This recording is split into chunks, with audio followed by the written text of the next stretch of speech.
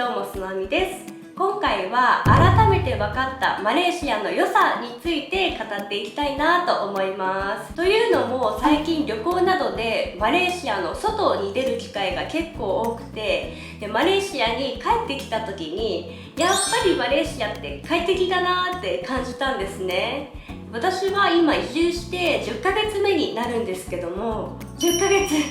もうすぐで1年か、早いですね。はい。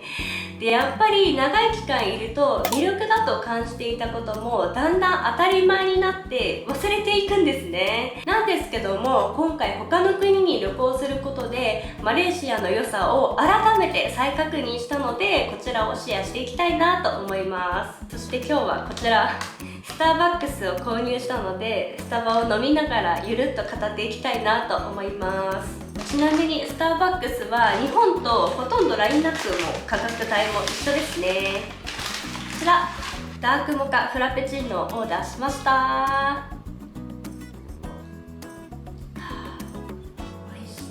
それでは改めて感じたいいなと思った点を紹介していきたいと思います。まず1つ目が食生活にストレスがないことですね。今回オーストラリアに10日間ほど滞在したんですけども、滞在中はやっぱりオーストラリアにせっかく来たってことなのでウエスタン料理を食べるじゃないですか。クロワッサン、お肉、バーガーなどなど食べるんですね。そしたらだんだん飽きてくるんですよね。これは人によるかもしれないんですけども、ウエスタン料理は美味しいけど1週間に1回食べるぐらいがちょうどいいかなって思って、でそこで私ってやっぱりアジア人だなって感じたんですよね。で、滞在中和食でなくてもいいから無性にアジアンフードが食べたくなって、夜寝てる時に牛ローメンをすすってる夢を見たんですね。でもそれぐらいね、アジアンフードが食べたくてもうってなってたんですけども、オーストラリアは実際に中華系の方も多いのでチャイニーズレストランも多くあるんですね。で、牛ローメンが食べたくなった私は Google マップで牛ローメンの店ないかなって調べるんですよ。そしたら当然たくさんあったものの、メニューを見るとなんと牛ローメン1杯15ドルもするんですね。とかって思って結局食べるのは諦めたんですけども、やっぱりアジアンフードのいいところは安くてうまいに尽きるんじゃないかなと思ってて、でその点マレーシアではマレー料理、中華料理、タイ料理などなどたくさんアジアンフードがあって、さらに安いんですね。でしかもアジアンフードって日本人にも馴染みやすい料理ですし、今私は移住して10ヶ月目になるんですけども、食生活のストレスがおかげさまで全くないんですよね。あと諸外国の食費の高さは本当にえげつなくて驚きましたね。ランチは安くて1000円以上、平均2000円ほどするんですけども、オーストラリアではカフェラテとクロワッサンを頼んだだけで1500円もするんですね。一方マレーシアでは1000円以上のランチを探す方が逆に難しくて、ローカルフードなんかだと10リンギ300円ほどで、日本食なんかだと30リンギ900円ほどで頼むことができます。日本の飲食業界ってすごく競争が厳しくて、なるべく低価格で美味しい食事を提供してくれるお店が多いので、やっぱりそういった環境で育った日本人っていうのはこういった価格と味のバランスっていうのには非常にシビアなんじゃないかなと思ってて、で毎回食事の時間が訪れるたびに食事高いなと思うのは結構ストレスになるんですよね。その点マレーシアでは味と価格ともにストレスを感じることがないので、そこもいいなと感じています。あとは住まいが広くて快適なのもマレーシアのいいポイントだなと改めて感じました。やっぱりマレーシアは賃貸のコストパフォーマンスが抜群なんですよね。最近 Google フォトで東京で住んでいた時の家が出てきたんですけども、当時は特に不満も感じず住んでいたんですけども、今見返すと言葉悪いけどよくこんな狭い家に住んでたなって思ったんですね。で実は先日私コロナになって1週間自宅隔離をしたんですけども、やっぱり家が広いと閉塞感がないので快適にストレスなく自宅療養できたわけなんですけども、ここれが日本の家で自宅療養となると気が狂ってたかもしれないなって思いました。ただ最近のマレーシアの賃貸もだんだん値上がりしているようで、聞いたところ日本人が住むようなコンドミニアムだと1部屋2500リンギット以上払わないといい家に出会えないそうで、ここは今後どうなるんだろうなってちょっとね不安に思っているところではあります。あとマレーシアはホテルのコストパフォーマンスも抜群なんですよね。オーストラリア行った時にフォーシーズンズに宿泊したんですけども、そこは1泊朝食なしのプランで5万円して、でちょっと狭いしがっかりしたんですよね。一方マレーシアでもフォーシーズンズに泊まったことあるんですけども、朝食付きでシドニーより 1.5 倍ほど広いお部屋に泊まって3万円なんですよね。でちなみに朝ごはんはめっちゃ豪華なビュッフェでめっちゃ美味しいですし、あとシドニーよりもチェック朝で内装も綺麗なんですね。でさらにマレーシアでは安いからホテルマンの対応が雑かといったら全然そんなことなくて、すごくね丁寧ですし、本当にコストパフォーマンスいいなって改めて感じましたね。日本ではなかなか高くて泊まれないリッツ・カールトンなんかにも気軽に泊まれるので、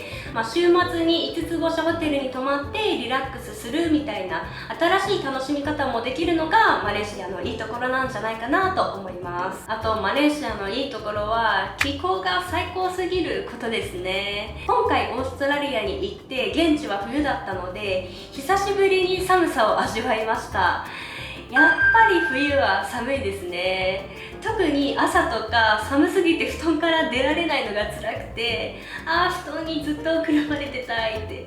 起きなきゃいけないけどだけど布団から出たくないみたいな葛藤辛いですよね。一方マレーシアでは毎日同じ温度26度から30度前後なので、日本の初夏のような気候で冬の寒さとかもう全く忘れていたんですけども、やっぱり寒いのは苦手だなと感じました。でマレーシアに帰ってきた瞬間暖かくて感動したんですけども、あとマレーシアの気候のいいところは空気が乾燥していないところで、たとえ夜寝る時に口を開けて寝たとしても喉が痛くならないんですね。あと肌も乾燥しにくくてニキビがねできなくなったのもいいなって思ってて、でマレーシアに来た日本人はマレーシアに来てからの方が肌のコンディションがいいって言ってる人が結構多い気がしてて、あやチャンネルのあやちゃんも言ってたし、あとマレーパンさんも動画で言ってたんですけども、本当にそうだなと思います。ただね、難点としては日焼けしやすいことがネックなので、そこは対策していきたいなと思っていてですね、余談なんですけども、動画のコメントでありがたいことに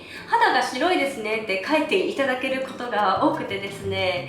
でこれは実は結構カメラのフィルターでごまかしているだけで、実際はもうちょっと黒いです。なのでおすすめな日焼け止めとかがあったらぜひぜひ教えてほしいなと思っています。あとはコミュニケーションについてですね、今回のオーストラリア旅行で私は初めて英語圏の国に行ったんですよね。でちなみに今まで行ったことある国は中国、東南アジア、エジプト、モロッコで全く英語圏じゃないんですけども、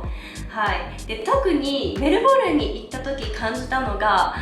英語早って思ったんですよ。どんぐらい早いかっていうと、TOEIC のリスニングテストを 1.5 倍から2倍速で聞いているような感じで、もうめちゃめちゃ早って思っちゃって、だから私も相手に合わせて早く喋んなきゃいけないのかなって思って焦るんですよね。で余談なんですけども、私は中学生の時に広島から東京に引っ越したんですけども、東京の子って話すスピードがめちゃめちゃ速いんですよ。なので会話のテンポ感になれるのにちょっと苦労した思い出があって、なんかねそのことをふと思い出したんですけども、よくインスタの DM や YouTube のコメントなんかに英語に自信がないけど海外生活に興味がありますっていう風なねコメントがよく来るんですけども、そんな人には個人的にマレーシアおすすめなんじゃないかなと思っています。マレーシアの方って英語が上手な方が結構多くて、とはいえ母国語ではないからそんなにねメルボルンみたいにめっちゃ速いスピードで話してくるわけではなくて、TOEIC のリスニングテスト 0.7 から1倍速ぐらいで、なのでこっちのペースも乱されずに、ね、いい感じの速度で話せるんですね。でそういった点から英語圏の国よりも、ちゃんと英語でのコミュニケーションもできるし、自分のペースも乱されないし、比較的優しいんじゃないかなと思っています。マレーシアで生活していると、英語が完璧じゃなくてもコミュニケーションが成り立った経験って結構あってですね、で最近レーザーの施術を受けに行ったんですね。でスタッフの方がなんか言いたいことがあるんだけど英単語が出てこない、ど忘れしたって言って、で、その方が中華系の方だったので、じゃあ中国語で言ってみてくださいよ、わかるかもしれないって言ったんですね。そしたらDo you have いいやみたいな言われて、いいやっていうのは銀歯って意味なんですけども、銀歯ね、めよめよみたいな、銀歯ないないないって言ったんですけども、確かに英語で銀歯ってなんて言うんだろうね、わはははみたいな感じになったんですけども、時には中国語の方が日本語と発音が似ていたりするので、なのでミックスで使えるっていうのは結構便利だなって思っちゃって、何らか他の言語に置き換えたり他の方法で伝える手段もあるっていうのが非常に気持ちが楽だなと思いました。あとは今回旅行して分かったのが、日本にいる時よりも海外旅行しやすいポジションだなと思ったんですよね。東南アジアに関しては言うまでもなく、マレーシアではエアアジアがたくさん運航しているので、タイやインドネシアだと往復1万5000円ほどで行けるし、あとシンガポールは陸続きなのでバスでも行けるんですけども、片道1500円ほどで行けます。もうめっちゃ安いですよね。個人的には最近タイが観光を全面再開したので、近々バンコクも遊びに行きたいななんて思っています。今回行ったオーストラリアに関しても思ったよりも身近に感じたんですけども、なんとね、片道7時間程度で行けちゃったんですよね。日本からシドニーだと10時間以上かかるので、なかなか行こうって気になれなかったんですけども、7時間程度で行けるんだったら、年に1回ぐらいね、今後行ってもいいんじゃないかなと思いましたね。価格もすごく安くて驚いたんですけども、スクートのプレミアムエコノミーみたいな席で今回行ったんですけども、それで片道5万円でエコノミーだと3万円ほどで行けるので、めっちゃ安いなと思いました。で実は来月ワールドカップを見にカタールに行くんですけども、カタールにも片道7時間ほどで行けます。私日本にいる時経由便でカタールに行ったことあるんですけども、片道12時間ほどかかったので、それに比べるともう近すぎてびっくりしました。改めて感じたマレーシアの良さについて語ってみたんですけども、いかがだったでしょうか。もうすぐ移住して1年になるので、マレーシアに1年間住んでみて、自分の体調とかライフスタイルがどのように変化したのかっていうのもね、今後ビデオにしたいなと思っているので、ぜひ待ってもらえると嬉しいです。最後までご覧くださりどうもありがとうございます。このチャンネルが面白かったらグッドボタン、チャンネル登録よろしくお願いいたします。ではでは、つなみでした。